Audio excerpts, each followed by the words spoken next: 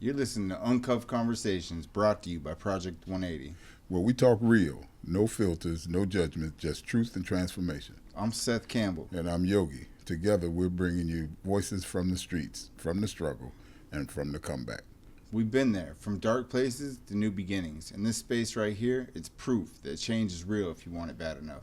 So lock in, open up, and let's get uncuffed. Well, we have a fun evening ahead of us, huh? Yeah, let's say so. I'd like to think so. We're gonna do it a little different today. How so? Well, let me tell you. Today we have the team of Project 180. Well, Yay. yay. So, how about you guys introduce yourselves? Thanks for having us. My name's Antonia Roll. I have the privilege of being the CEO for Project 180. My story and how I got here is not a straight one. I grew up in Iowa, small town in Iowa. My mom's from the Philippines, so right away I started learning about poverty and disparities in the community. I grew up with a lot of racial tension in my household because my mom is an immigrant. My grandmother's full-blooded Filipino. She came to live with us for a little while. So I started to see little differences and disparities. Traveling to the Philippines, I saw poverty.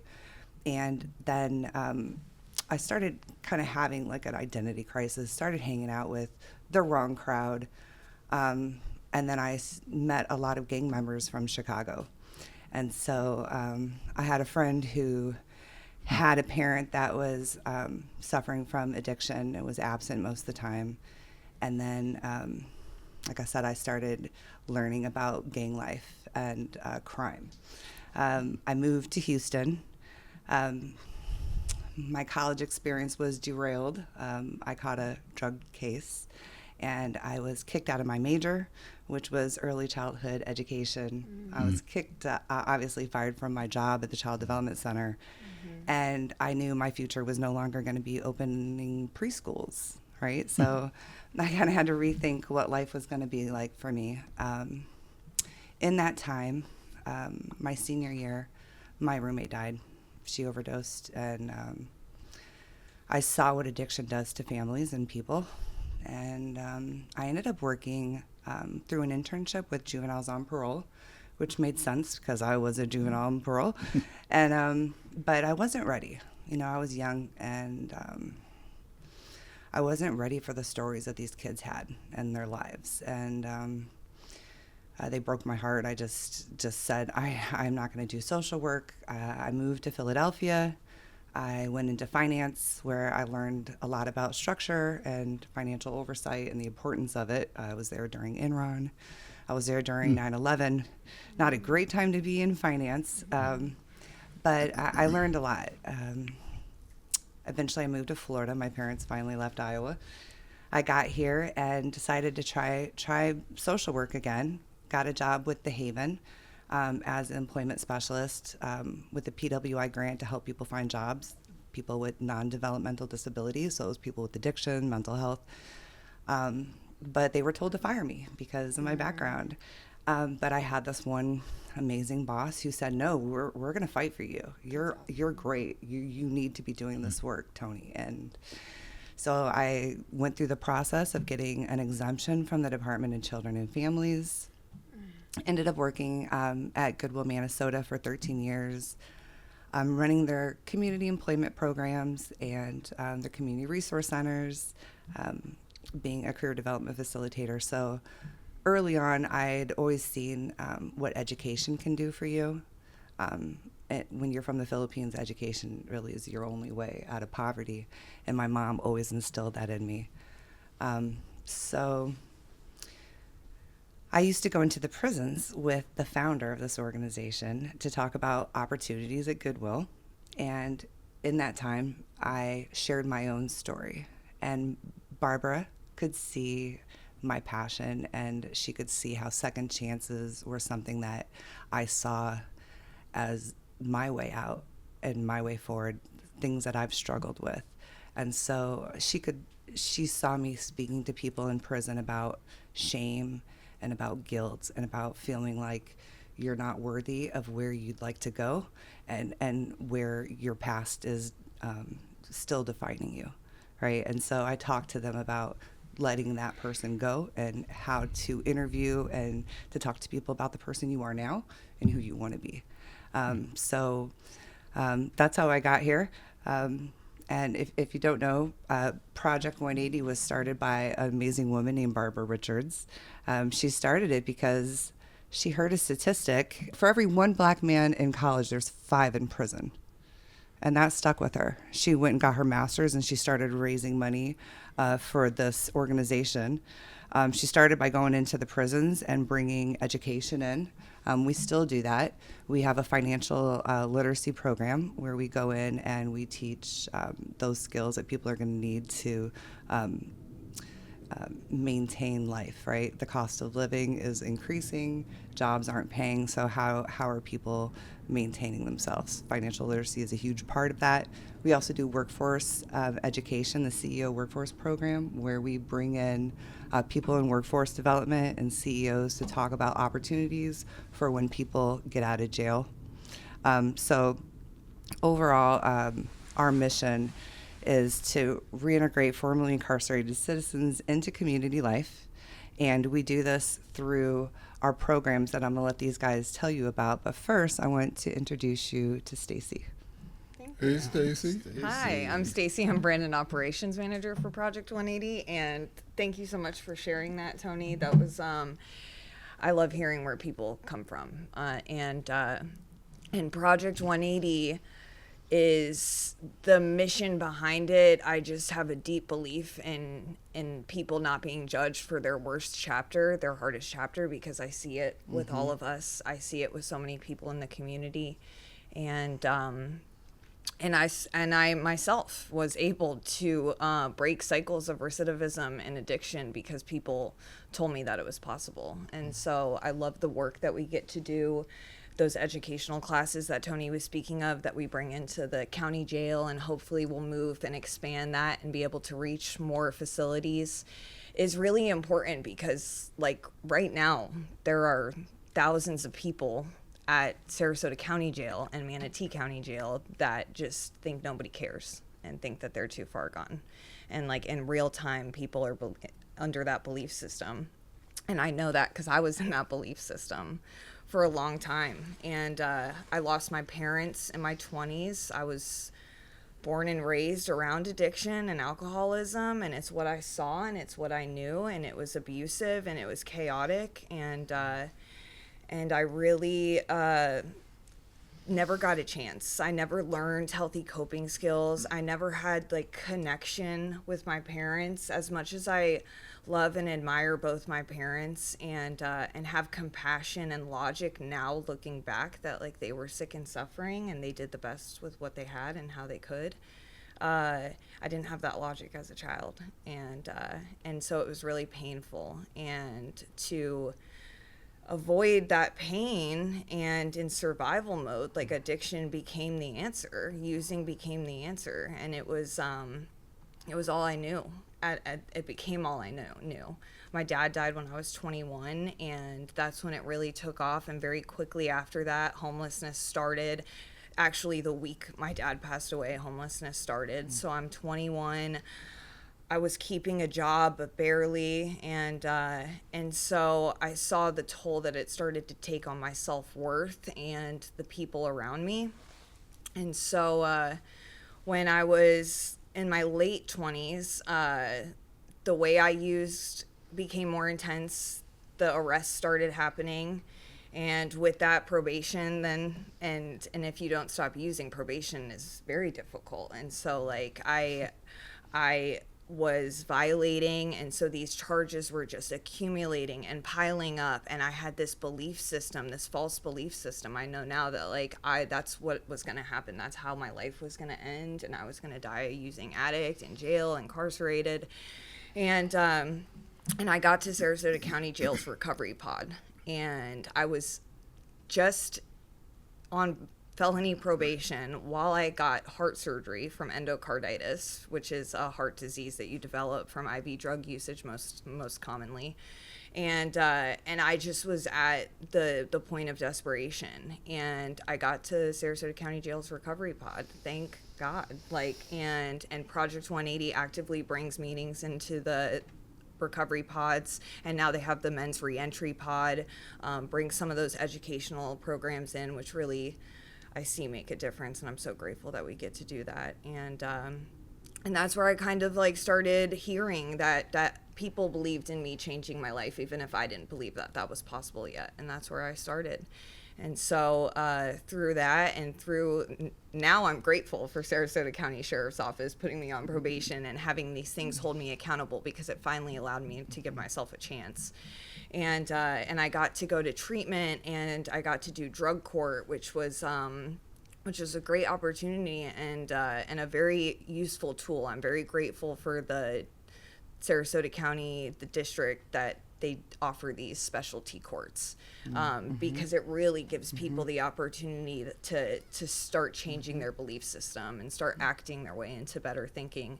And I got out. Sarasota has a great recovery community, and so I'm very active in the recovery community. And that led me to meet Barbara and people that were in our residential program had kind of connected us, knowing that she was going to be retiring. And so I got to come on and kind of help her plan for the transition and learn a little bit from the founder, which was such a cool experience. And we love you, Barbara. And shout out to Barbara. Yeah, shout out to Barbara Richards. Yeah. And so I work as the brand and operations manager here, and I serve the day-to-day operations, helping facilitate the programs on that behind-the-scenes, day-to-day level to have you guys be able to operate in the programs the way you do, and contribute to the impact that we get to make, steward community relationships and our story, trying to make sure that marketing-wise our passion and heart is aligned with our message. And you brought in the trauma education. Yeah, trauma education. Huge. So actually that me just saying that I didn't have that logic as a kid is something that I learned from Kat Greenberg, who is facilitated. Yeah, shout out Kat Greenberg. Another shout out. And we that the trauma that happens inside of us from events in our childhood, are things that stay with us and will affect how we react and how we respond to things in the future. And so really the healing from that is gaining awareness and slowly being able to pause and say, hey, this is an old belief system. We don't have to flight or fright or freeze anymore. And slowly but surely heal our way into believing in ourselves and stuff. And so I'm super grateful for all the people that did that for me, and I'm grateful that we get to do that for people.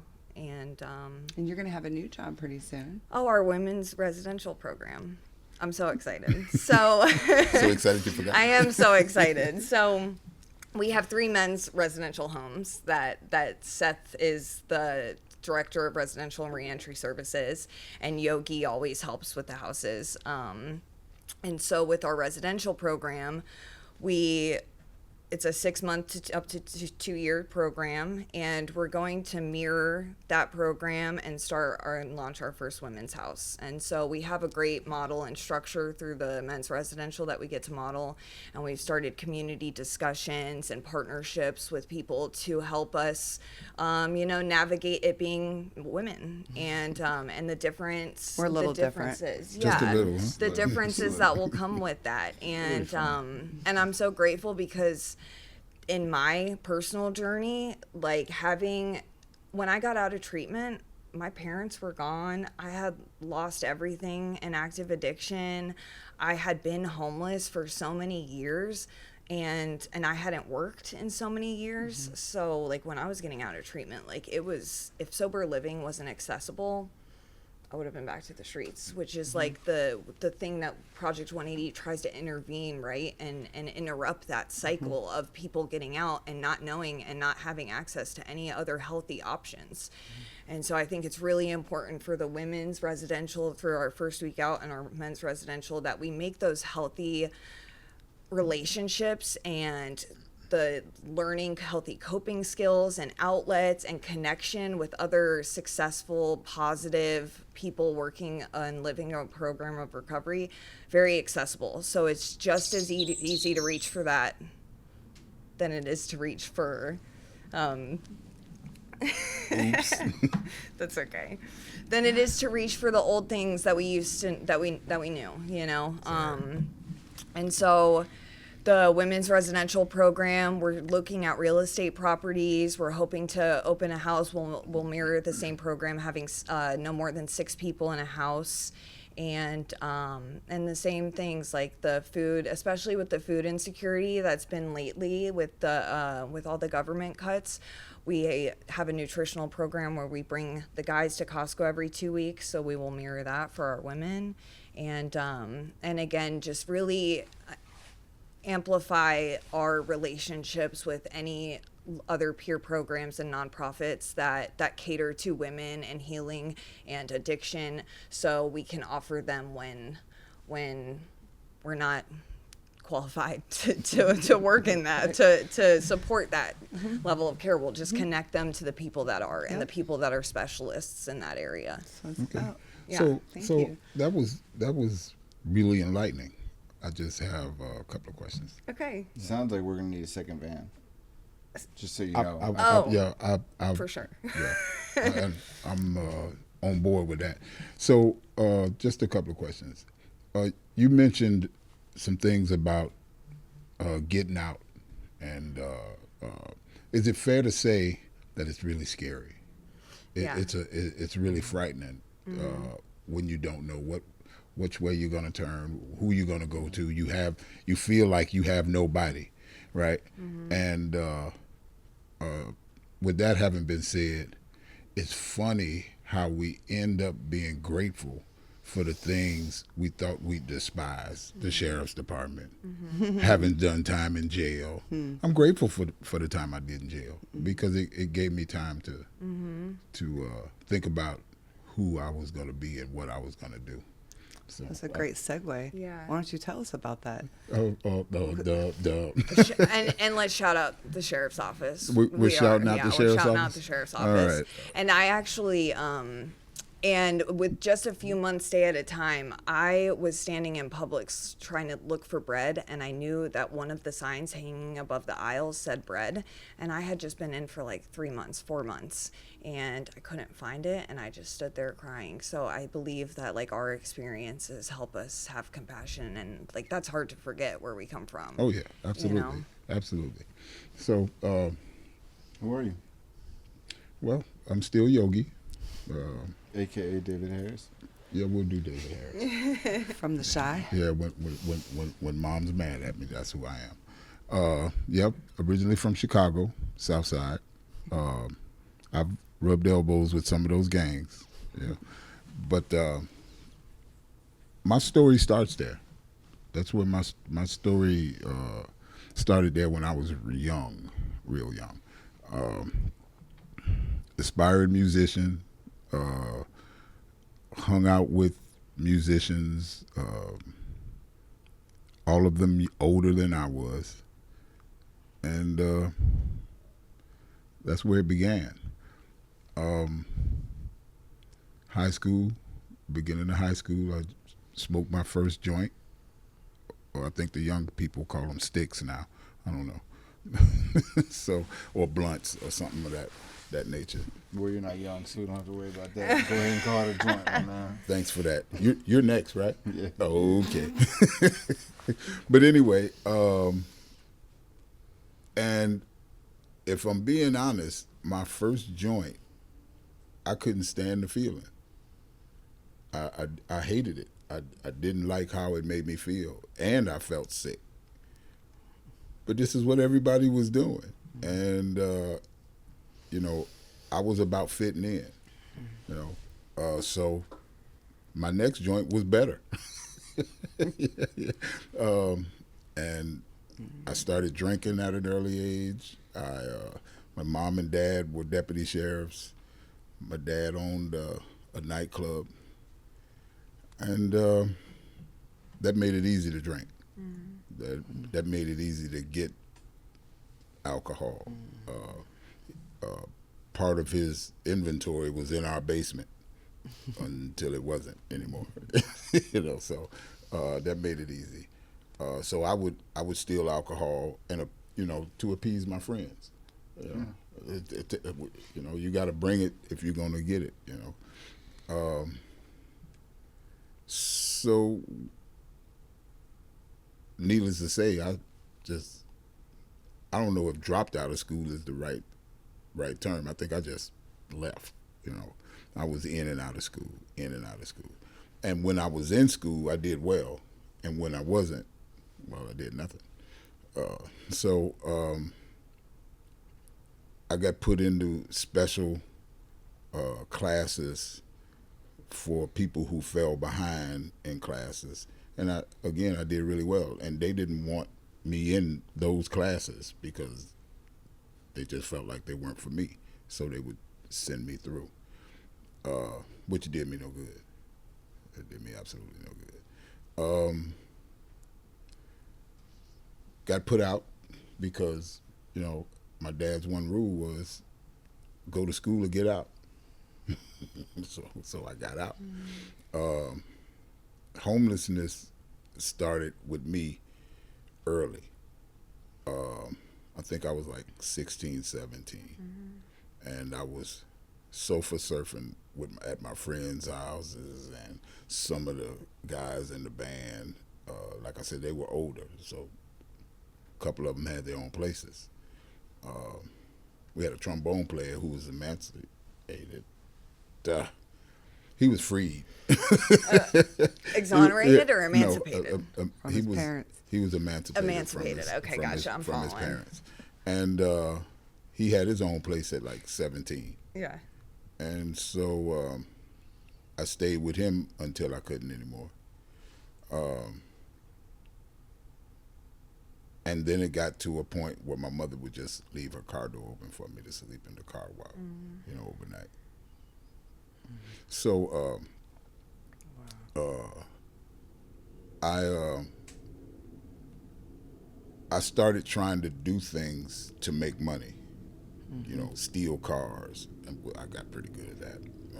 Just saying. But the guy who introduced me to that also introduced me to cocaine, and that's where that started. That's where that began, and that was the slope downward. That was the slope downward was from the beginning, but that was the cliff I jumped off of, and eventually I ended up I ended up joining the carnival. I went to work for a company that built and moved roller coasters. Hey, get a shot of them laughing at me. Anyway, I ended up going to work for a company that moved roller coasters, and I felt like that was my out. Get away from the city. Gone. Huh? Gone. Out of there. Yeah. From one frying pan. Did the geographic change make a difference? The geographic change was great. I found more dope. Yeah. That's where I started acid and speed. And in my mind, I was doing great, and I could pay for it, right? So when that came to an end, it was because when we came back to Florida, I realized how much easier it was to get cocaine, or it was crack here, than how much easier it was than back home in Chicago, and that was my one draw. That was what made me say, "Oh yeah, this is where I'm supposed to be," and that started my life of crime as we know it today. We're gonna fast forward a little while to 95, where I committed the crime that that changed my life. That was the crime that resulted in a life sentence. That was the crime that made me really stop and think, because I hadn't thought about anything. I was just flying by the seat of my pants until I was looking at life. I was told my mother wasn't going to make it another year, and I had no clue as to what was next, other than eternal incarceration. So even after, How old were you at that point? I was When you were 30. facing life. 30. Yeah, I was 30. And facing life Yeah, at 30. yeah, Wow, at that's- 30. And even after having been convicted and going into the prison system, I just thought, okay, that's par for the course. I got lawyers until one guy. We're gonna do a posthumous shout out to Nick Ashford. He's the guy that came and sat on my bunk and literally opened my eyes. He asked me, he says, you do understand you got a life sentence? Oh yeah, nobody knows that better than I do. He says, well, what are you doing? I said, what do you mean, what am I doing? I got lawyers. And he laughed. He says, you don't have lawyers, Yogi. You got, Public service. yeah, you got public servants. Yeah, 95, the like tough on crime Yeah. era, tough on drug Absolutely. crime. Drug czars and, Yeah. Oh, yeah. Yeah. all of that. And he actually tricked me into working in the law library. Yeah, he asked me if I was interested. I told him, let me think about it. He went and talked to his boss, and she issued an order to have me brought down there. Awesome. Yeah, she had me called out, and it was the best decision he ever made for me.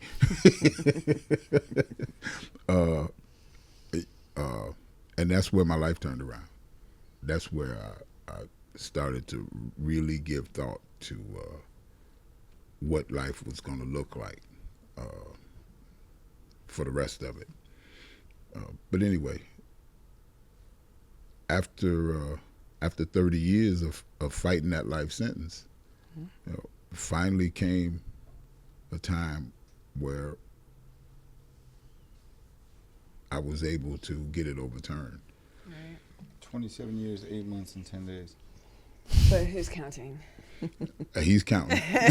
I'm sure, were you counting at that point, or had you thrown your hands up? It wasn't 10 days, it was 9 days. Okay, so you were counting. Sometimes I think about that. I'm like, at that time, were you in a mental place where you were still counting each day that you were in there, or had you lost count? Well, actually, you never lose count. That's impossible. But I will say this. Even being told that you're getting ready to go, you're getting ready to get out, it didn't factor into my equation. Surreal. Well, I just couldn't believe it. Yeah. After fighting for 30 years, you file. I had something filed every year for them 30 years. Every year there was something filed. And after those 30 years, when they say, bro, you're getting ready to leave, you just don't believe it. Yeah. And so that's what it was. Yeah. So when I did get out, Project 180 was there for me. It was Project 180 caught my fall. And after about 19 months of Project 180, I was living the life that I knew was possible. Literally knew was possible. Just didn't know how to go about it. And Project 180 was there to teach me. And so after that, I went to work in community. I went to service work is important to me. Meetings are important to me. And my family. My blood family and my Project 180 family. Shout out to my Project 180 family. And finally, I was given the opportunity to work for Project 180. And I couldn't think of anything I'd rather do. It was meant to be. So here I sit working for Project 180. Yay. And tell us what you do. Okay. well, Start from the beginning with the sheet of paper you get and walk us through the whole process, please. oh my goodness. So I don't know if we have enough time for that. yeah, I was just gonna say let's give A Seth quick version. a quick version. Okay, so I'm the guy on behalf of Project 180 who reaches out to prisons, and I get referrals to guys who are about to be let out of prison, put back into society. And I remember how difficult it was for me to try to figure out what was next. I remember how Project 180 was there to show me and teach me and give me the tools for what was next. And I absolutely love being that guy. That's what I do, is be the guy to catch you when you're falling. Pick you up from the bus stop, take you to get the necessities. Phone is a necessity, clothes, IDs, social security cards, birth certificates, whatever is needed, housing. Jobs. Yeah. More guys than you would think of. More guys than you would think don't have a place to go. Right. Transportation. Yeah. Yeah. So Employment. Yeah. Employment. Yeah, I've done that too. But with that having been said, it's just giving back what was so freely given to me. Period. That's just what I do. One day I'll be doing some residential stuff. I'm sort of hoping, looking forward to. And Yogi does that in Sarasota and DeSoto County now. Indeed, Yes. indeed. Thanks for that. Thank you. The little plug, little added Yeah, plug. yeah. Yeah. The and one I forgot. And we work together to make sure we're catching all of the women with the expected Oh, release absolutely. dates. Absolutely. And yeah, I'm very grateful for you always connecting me to that and doing all the book work, if you will, prior to it, and then just saying, "Hey, Stacy, I need you. I need you." Stacy does the first week out for all of the women, so she females. wears lots of hats. Yeah. Oh, to, yeah. Oh, to yeah. keep it, the same idea of what we practice in 12-step calls of in recovery, like women with the women, men with the men, and so and yeah. I'm so grateful. We are so grateful. But that it absolutely has to be said that without you, Stacy, I don't know where I would be, because you were instrumental in helping me integrate into this. Because most of my ideas of how it was done isn't no. It looks. We it got looks. you. They made it look glamorous. They made it look easier than it Yeah. was. I tell you Yeah. that. They don't know until they know. Yeah. But it's your fault. You're the guy Seth that made makes it look it easy. Well, bro. Seth does make things look easy. So speaking of Seth, Thank you, Yogi. Thank you. Thanks, yo. Yeah. Actually, Yeah, come yeah. to think of it, in our documentary, The Light They Cast, right? Yes, plug. There's a picture which can be seen at any time. If you reach out to Yes. any one of us, we can plug you in with the documentary That's and right. get it shown anywhere you'd like with the panel of graduates, residents. Right. shout out Miles. Shout out, Shout out, Miles. Miles. Yeah, Janice. Janice? Janice showing amazing. There's a clip of you, and it's a still, right? It's a picture, and it's you standing in front of the Toyota Camry, Right. one of the houses, right? And First car. yeah, and your arms are crossed and you're smiling, right? And that smile is so genuine, but that is probably one of my favorite parts of the documentary. And there's amazing. I mean, there's so much in that documentary to unpack, but like that moment, just seeing you smile with that car, like, Just and proud. knowing where you came from, right? Because I watched you through your journey, right? I watched you come in and spend your first Christmas. You came in December 22nd of 2023. 22? 21st of 22.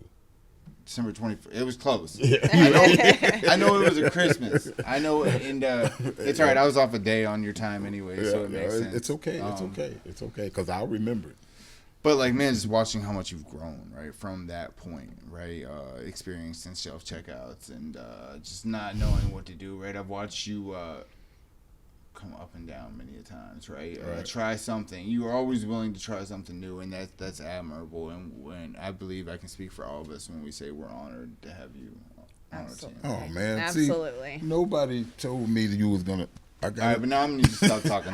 So I Brotherly love. What principle is that? Brotherly love, right? That's a great question. Yes. So my name is Seth. I work for Project 180. I am the director of residential and reentry services, and my start was like all of ours, right? I was adopted at 6 months, and I always looked for love everywhere I could get it, right? I looked in every place, high and low, right? And it ended up being around the older kids in the neighborhood that I thought I had found that love. But it wasn't real love, right? It was just what I wanted. It was the acceptance I thought I had been looking for, right? And I found through trauma classes, trauma therapy, that was not accurate, right? That was my coping mechanism. And that's how I coped, right? And that led me to drug usage, right? And it starts like yogis, right? Starts soft and hard, right? So very early on, I found myself addicted to multiple substances, pills, alcohol, weed, right, things of that nature. And I ended up stealing a bike, right. I was 14 years old, and I stole a bike turns out it was out of the bed of a state trooper's truck. And the bike was for his son for his birthday, and it was his birthday morning. Nice. Right. And I stole the bike. Yeah. Wow. So he went out to get the bike to bring to his son, and it was gone. Right. Yeah, which that led me to probation at an early age, right? I was on I was 14, just turned 15, I think, and I was on juvenile probation, and I violated probation because I couldn't stop doing drugs. Right. I was Yeah. smoking in a park, and happened to get pulled up on by some undercovers, and I can only imagine today, like looking back on like if I drove by a 14-year-old, 15-year-old Right. smoking in a park, like Right. wow. So that led me to they sent me to rehab. They sent me to rehab, right? And that was my first introduction into AA and NA. And I remember it that I didn't want to do it. I didn't want to do it, and I didn't do it, right? Yeah. I bucked. I got kicked out quickly. I was there for 4 months, and they asked me to leave with assistance from the judicial system.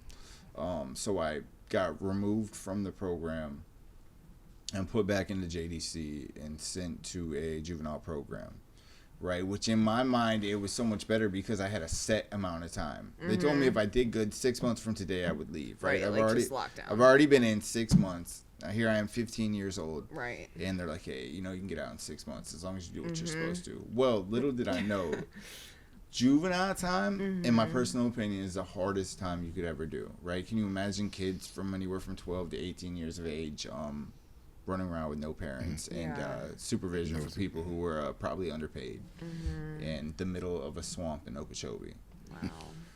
Wow. So I didn't get out in 6 months. Right. My behavior did not allow me. I got out in 8 months. So now here we are. I've been away from my family, my home, everything I know for a total of 13 months. and I'm about to turn 16 years old. And maybe I was about to turn 17. Either way, I was young, right? I wouldn't wish that on anybody, because that set the tone. Like they say, prison is like a convict's college, right? Yeah.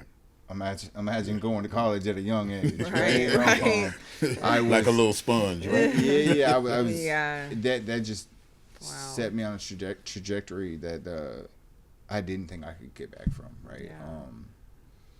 And so that quickly led me into thinking I could sell drugs to support my habit, which in turn continued to send me back to jail.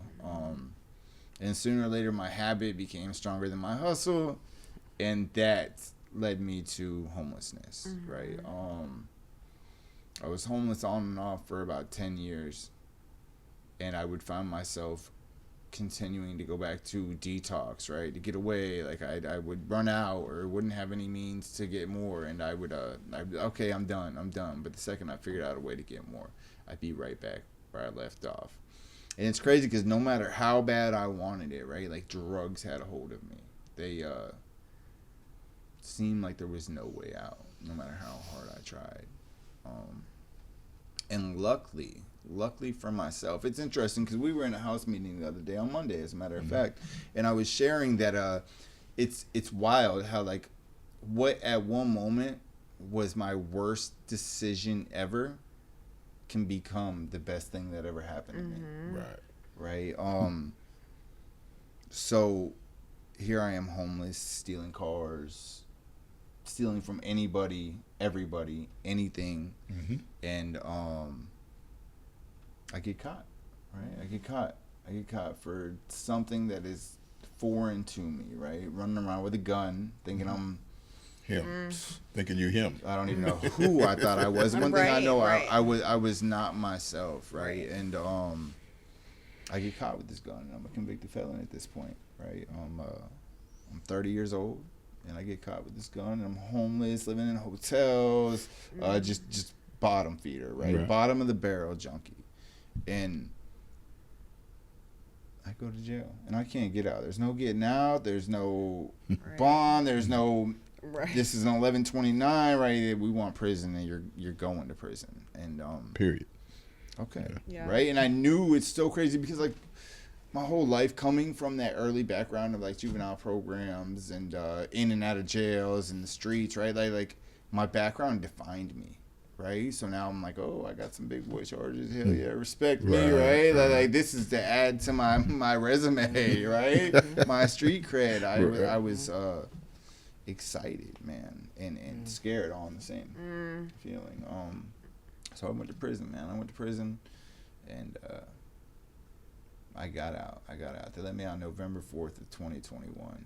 And through this whole cycle, right, I had seen ex-girlfriends die, friends overdose next to me, right? It was all traumatic, man. Like I share in that same documentary, actually, about sleeping on bathroom floors, and I can remember sleeping on the side of a house, right? A house was for sale. I didn't want to break in because I didn't want to commit a huge crime, but I laid down in the dirt next to the air conditioner, right? And there was a meter man, and he popped his head over the fence to check the meter, and he looked down and saw me, right? And he said, I jumped, startled, I'm ready to run. I don't know what's going on. He was like, no, man, you're right. Go back to sleep, right? I remember sleeping on an elementary school floor, like in the entryway of the elementary school, right? And they have these big rubber mats in the doorways, them industrial mats. And I would use the rubber mat for a blanket, right? And the janitor would come wake me up, and he's like, hey, man, kids are going to be here in 30 minutes. I'm going to need you to leave. Right. And it wasn't like get out of here. What are you doing? Like it was like, empathy. He saw the pain, right? Yeah. Like and so I had many moments like that throughout my life, man. And here I am sitting in prison, right? Nowhere to turn to. I burned every bridge in existence, and I don't know where to go from here, right? But what's crazy is I do know where to go, right? So I'm in prison. I'm in Miami, South Florida Reception Center, South Unit. And I look down, and there's a flyer on the floor, and it's for Project 180, right? And being so far south, you don't see a lot of resources for things from Southwest Florida, right? Everything over there is Broward, Dade, Yep. whatever it may Palm be. Beach. And being that they ship you so far away, everywhere you go, like there's not many resources for where you're trying to Right. go in that moment with access, because you can only do so much in prison, right? Right. And I found this flyer, man. I'm like, it says Sarasota County. Oh shit, right? Pay dirt. This is it. I call. I get a hold of Mike Southwick. Shout out Mike Southwick for paving the way, right? I get a hold of Barbara Richards and Chuck Dockery, right? And I had to go through this whole process and interview with each one of them. And you know, last time I talked to Barb, she was like, "Listen, I got someone who's supposed to be coming in. He's going to court. Call us in a week, right?" And I'm like, "Oh, man, I have like a couple weeks left till I get out. What am I gonna Yeah. do?" Right. And they were like, "Listen, you know what? That guy didn't come in. We want you in our program. We'll see you November 4th of 2021." Right. And that just started paved the way, man. It brought me into Project 180, and Project 180 was a blessing, man. I had been able to do things. Project 180 paved the way for me to do things that I never thought possible. I was able to obtain a license through our help that we give residents for license restoration. I was able to get a vehicle. I was scared to drive. I had never drove a car that was mine, that was legal. Right. It was stolen. It was hot. Right. All I did was look in my mirrors. I didn't know how to drive. I was scared. So through that, I was able to obtain a vehicle, right? And things started to come together, right? And originally coming into Project 180, I just wanted to get off probation. I didn't picture this grandiose life of sobriety because I didn't think it was possible. Right. I just wanted to come in, do something to be able to get off probation so I could go back to the way I was living, right? I just wanted to appease the court system. Yeah. And it became so much more than that, right? And that's why I'll forever love Project 180, man. It's such a great program. And I was pushed to go to school. I had help from outside sources. And I was pushed to go back to school. I never went to school, so I was pushed to go to college to try to obtain my bachelor's in psychology, specializing in addictions. And I'm still in school to this day, right, years later. And Barbara saw something in me I didn't see in myself, right? And she saw the troubles I went through and how I could use them to help others, and asked me to come on board. And I quit my job immediately, right? I put in my 2 weeks. They made me stay a month until I, which is amazing because like never, they'd be like, usually I get fired, right? If I can even hold a job. And here we are today, right? And today, what I do is, I oversee Everything. Go ahead and say it. But that's not about what I do, what we do. It's about what we do as a whole, right? It is help the men's residential programs, right? Something that is near and dear to all of our hearts. Right. And we have 3 houses, 5 to 6 beds in each house, and I get the opportunity to help us guide them through the process, right? We take them to Costco every 2 weeks and fill the houses with food. We walk through a one-on-one process with them and make sure that they're being guided as best as we can, right? But to our abilities, right? We got them through the process of everyday life, of transitioning back into the mainstream world, right? To break that cycle, like Stacey was speaking of, because it's not easy. And we encourage employment. We keep our ears open for employment opportunities, and give them a hand up, not a handout, right? We help them with we get them a phone when they come out first day out, right? Make sure you get a phone because that's huge. We want to get you to probation. Make sure you have a way to communicate with your probation officer with possible employment opportunities, with people in the meetings, right? With numbers. We want you to build a network, and what easier way to build a network than with a cell phone these days? How do you find people for the residents, and how do you screen them and decide who's going into the house? Oh, that's Good question. That's a long process, as a matter of fact. So we built what was built way before my time. A great working relationship with all the local recovery centers in Sarasota County. and with the release officers, Yeah, right? absolutely, So it's a absolutely. joint process. Shout out to DOC release officers. Yogi may have someone from first week out coming out of Department of Corrections that wants to experience what we have to offer, and we will screen them, right? A lot of times we sit down with them and we go over the intake application process. We sit down, ask them a list of questions, and as we're asking them questions, kind of gauging where they are, right? Because it's like the old saying, you can't bullshit a bullshitter, right? So like we sit back and kind of look for their responses, how they're saying what they're saying, just kind of look for the willingness, to want more, right? Because that's all you really need. Accountability. People ready to take accountability and live differently. That's it. And through that, right, we wean through them and find the best fit for our program. Because as much as we want to be a good fit for them, we also want them to be a good fit for us. Because we have 17 guys who need structure, right? And one bad apple can ruin a whole bunch. So it's a lot, right? It takes a lot to say whether you think someone's going to be able to come in and be an asset to the organization as the organization is an asset to them. And besides the trips to Costco, which everyone loves, what are some of the other benefits of the program, and then what are the requirements? Because I if there's one thing I know, that our reputation in the community for being someplace that you only go if you're really ready to make a change. Right. You know, this is not the place you can go and slip the house leader $20 and pass your drug test. Right. You know, so how do we, what are the benefits? And then also, how do we create this culture of philanthropy within the house? This, because the first thing I noticed was, guys were saying, you know, people were loving on me and I didn't know what to do. I'd never been loved on like this. So how do you create that culture of like Family. family? And so to answer it kind of in a chronological order for you. So what else we have to offer is we offer after their 90 meetings in 90 days, which we're very strict about, which helps build that culture and that structure. Comes after that probationary period is we match them $1,000 dollar for dollar to get their license back.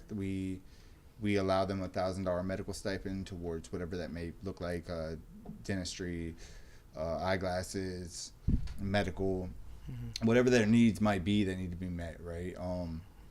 Because most people don't have money for co-pays and premiums and all that stuff. And even it's still there, even if they need like medication or something. Like there's rare occasions where it's like, okay, you know, you're not at your 90 days, but okay, you need your antidepressants. Right. Yeah, come on, let's get it for you, right? And I think that's what makes Project 180 such a big thing, is like it's case by case basis, and there's so much help from the community as a whole, knowing like what this program stands for, right? That we're able to help in any way we possibly can, and you know, and if we can't, we'll find somebody who can, right? And we've created that culture.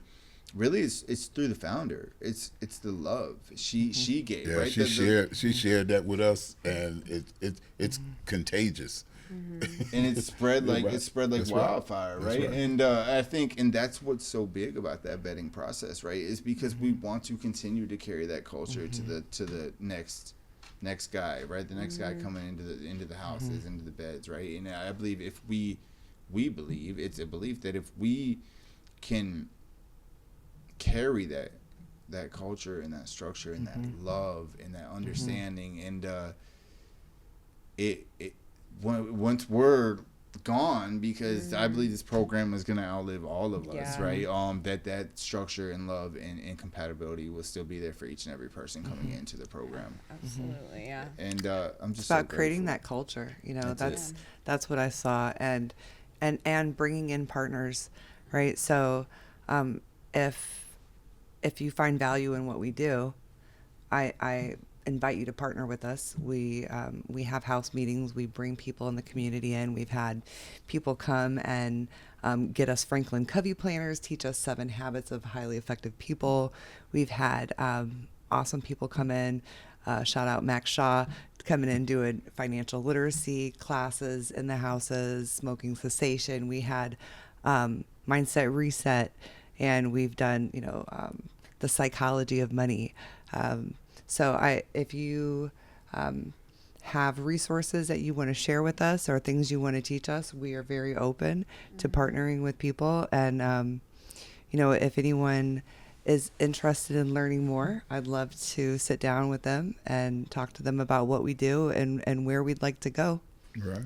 And while we shouting out, man, we got to shout out Max Shoe. Max Shoe. We have Max to Shoe. shout out. One big shout out to Max Shoe. Yeah. Yep. Yeah. What? Lou behind the Lou, scenes. yeah. Hey, Lou, Yes. stick your head up. There you go, Daddy. And, Yes. Without them, this would not have been possible. So, Absolutely. Yeah. and this, when I got to Project 180, I saw on my list of to-dos for the CEO podcast, and I thought, well, why do I want to do a podcast now? And when you guys told me the answer, which was, people want a chance to share their stories with a larger platform. I know you guys go to NA and AA meetings and you're sharing your stories, but this gives the chance for the people in the community to also understand and learn a little bit more and build compassion and empathy. So I appreciate you guys hosting these and interviewing people and everything that you guys all do to support us. Stacy, I know you've got a lot of back end paperwork and a lot of hats that you wear. I'm excited to where we're going with the Women's House. I know eventually we would love to get into Manatee County and continue and spread what we do. I know there's a lot of need out there. I know eventually we would love to have some permanent affordable housing for our graduates, family housing. So if you're out there and you like what we're doing and you want to help us do more of this, then, Please do. contact us. Yeah, we have such a great community. Like the Sarasota County community is so supportive. The local foundations have made incredible strides possible, and our individual donor base is just is unparalleled. How much dedication the community shows to giving people second chances and to believing in Project 180 and us making steps forward and achieving our mission of, Those are awesome people, man.